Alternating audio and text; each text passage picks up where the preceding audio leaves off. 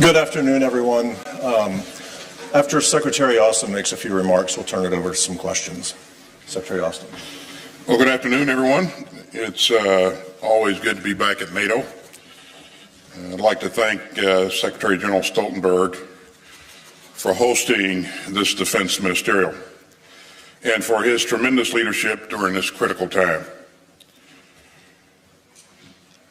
You know, back in 1949, President Truman said that NATO's task would be to build, quote, the structure of peace. And he said we must work patiently. He said that we must work patiently and carefully advancing with practical, realistic steps in the light of circumstances and events as they occur. And that's just what this alliance has done. Since Russia's indefensible invasion of Ukraine, we have had to face events that we all hope would never come to pass.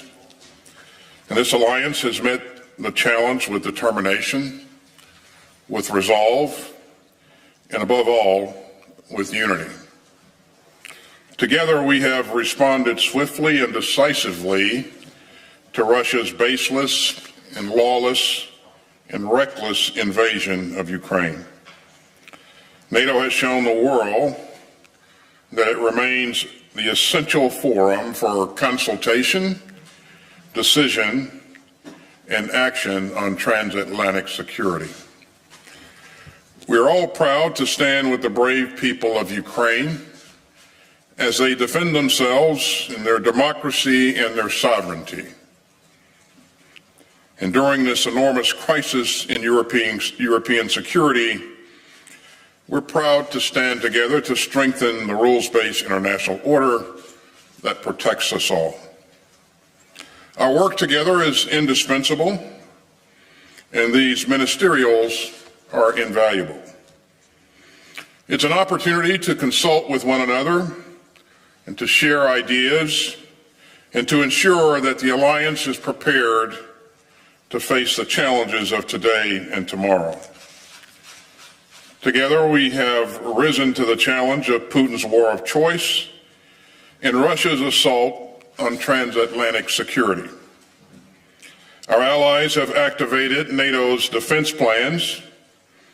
They've deployed elements of the NATO response force, and they've placed tens of thousands of troops in the eastern areas of the alliance, along with significant air and naval assets under the direct command of NATO and supported by allies' national deployments. And NATO is also making plans to strengthen its deterrence and defense posture for the longer term, especially along the eastern flank. Over 2 highly productive days, this ministerial has laid the groundwork for important discussions and decisions at the NATO summit in Madrid later this month. Now, NATO is also close to welcoming 2 new members to the alliance. And Finland and Sweden have made the historic decisions to apply for membership, and that reflects the appeal of NATO's core values. The values that unite us as an alliance remain strong and timeless, and so does our shared vision of a stronger, rules-based international order in a more peaceful world. I am deeply proud of the progress that we've made over the past several months, and now the good work must continue. And during our time together, I've encouraged my fellow ministers to do even more. We all share the responsibility to procure, prepare, and provide ready capabilities and forces to prepare this alliance for the challenges to come. NATO's preeminent task has not changed: to defend each and every ally's sovereignty, territorial integrity, and independence. And that's why America's commitment to NATO and to Article 5 remains ironclad. Thank you for being here today, and I'm happy to take a couple of questions. Thomas Kuczka from Frankfurter Allgemein. Thanks a lot. Thomas Kuczka, Frankfurter Allgemeine Zeitung. Mr. Secretary, the reinforcement that NATO allies are considering regarding the eastern flank seems to be along the concept of scalable brigades. So this means that NATO member states will rely heavily on their ability to quickly move forces to theater when it's necessary. We all know about shortcomings in logistics and weapon supplies over the previous years. And I'm just wondering, how confident are you that NATO member states will be up to the task and will in fact be able to fulfill this requirement if need be? Thank you. Well, thanks. I am confident. I have confidence in the process and the ability of our allies to build the capabilities that we agreed that we all need. You know, when I looked around the room in our meetings there, and I saw the commitment and the energy in that room, and you know, it was heartening. It was encouraging. As you heard the Secretary General mention earlier, there are things that we can do and will do to make sure that it's a lot easier to rapidly deploy forces forward. Some of those things include pre-positioning of equipment, putting forces that are at home station on higher levels of alert, streamlining command and control so that it's easier to fall in on a formation.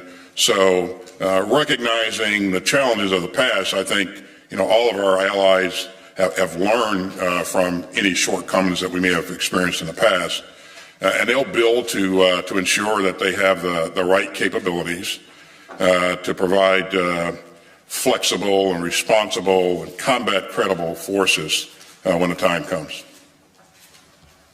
Oren Lieberman, CNN.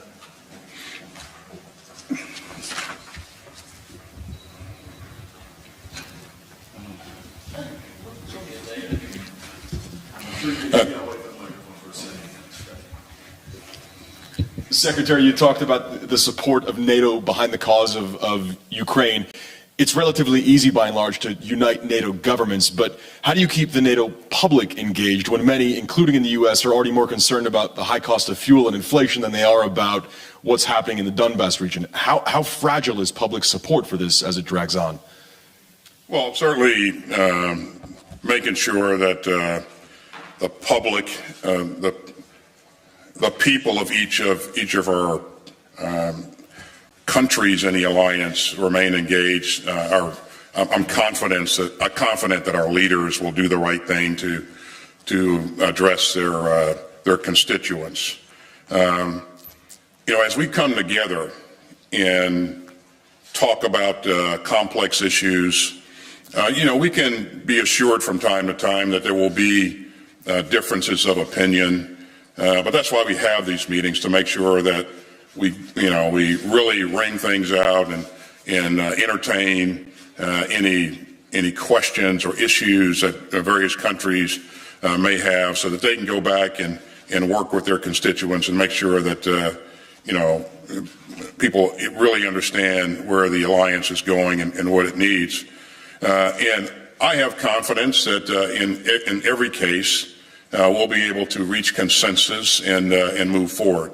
We've done that in the past. I certainly saw evidence of that here in this meeting and in other meetings. But that's why we have these meetings. That's why we come together.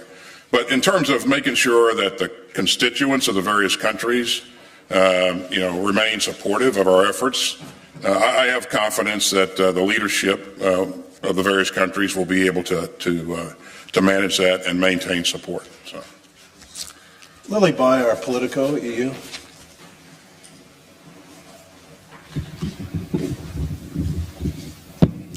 Thank you very much. I have two brief questions. The first is, could you update us more specifically on your thinking on what kind of extra support the U.S. might offer Eastern NATO allies? And the second question is, what assistance is the U.S. providing Ukrainians trying to repair javelins? Thank you.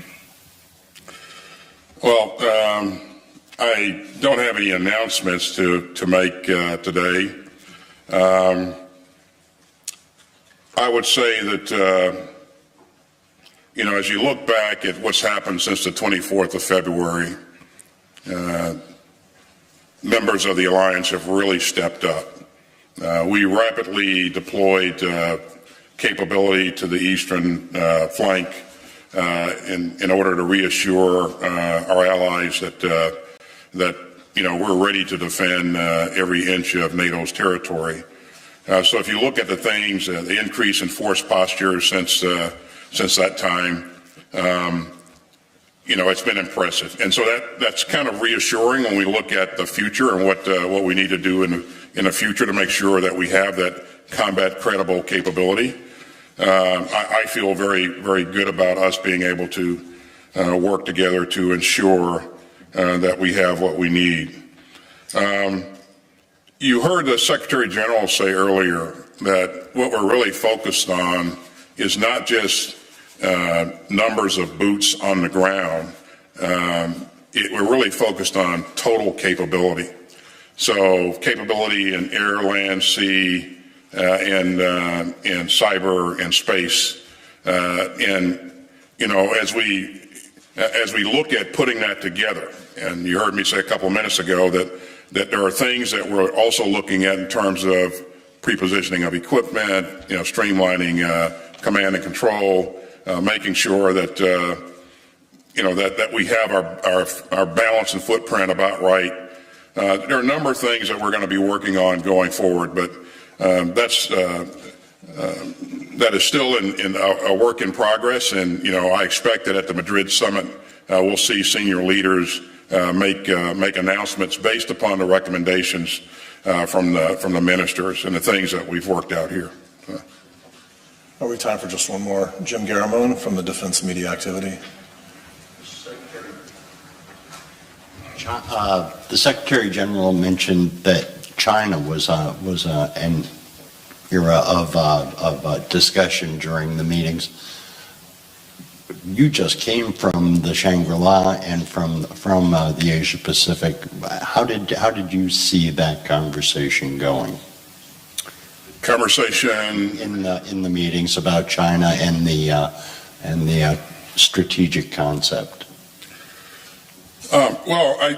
Clearly, the members of the alliance are supportive of what's in the strategic concept, and they recognize the importance of making sure that we pay attention to what's going on in the Indo-Pacific, and we all have a common interest in making sure that the Indo-Pacific remains free and open and accessible. So we've seen a number of countries that are members of this alliance operate in the Indo-Pacific. Some in conjunction with us and other countries like Australia and Japan, and so there are clearly a number of countries who have direct interest in the Indo-Pacific. But the alliance as a whole, as you've heard the Secretary General say, is interested and will stay. We'll pay attention to what's going on in the region. But again, Jim, if you just kind of look at the importance of all those countries out there, it's in my view, it's the right thing to do, and it's the same view that our allies have as well. So, thank you, everyone. Mm-hmm. Thanks, everybody, and I'll see you on the next ministerial or at the summit.